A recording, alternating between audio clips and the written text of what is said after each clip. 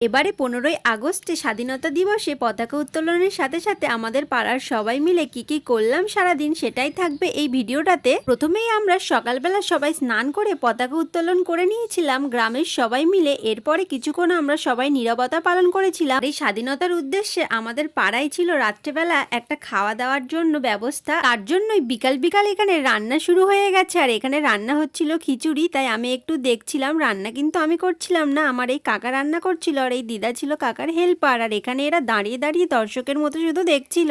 এছাড়াও ছিল নানা রকম প্রতিযোগিতা, তো তার মধ্যেই ছিল ভাঁড় ভাঙা, আর যেটা খেলার জন্য আমি এখানে লাঠি নিয়ে চলে এসেছিলাম, কিন্তু ভাঙতে গিয়েও ভাঙতে পারিনি। আর তারপরেই ছিল বাচ্চাদের অঙ্ক দৌড়, আর এরপরেই ছিল মিউজিক চেয়ার। ভেবেছিলাম এই মিউজিক চেয়ারে সবাইকে হারিয়ে জিতে যাব, কিন্তু লাস্টে নিজেই ফার্স্ট রাউন্ডেই হেরে গেছিলাম। আর এই 15ই আগস্টের দিনে প্রত্যেকবারের মতন এই রায়ের বার্থডে থাকে, আর তার জন্য সবাই মিলে ঝেঁটিয়ে চলে গেছিলাম ওর বার্থডেতে কেক পায়েস খাওয়ার জন্য। তো বার্থডেতে গিয়ে ওকে গিফট দিয়ে সবাই মিলে সেলিব্রেশন করে এখানে কেক পায়েস খেয়ে চলে এসেছিলাম আবার মাঠে। এসে দেখি খিচুড়ি রান্না কমপ্লিট হয়ে গেছে। তারপরে এই দেবাদেবী দুটোকে সাজিয়ে দিয়েছিলাম, কারণ শেষ প্রতিযোগিতা ছিল যেমন খুশি তেমন সাজো বাচ্চাদের জন্য।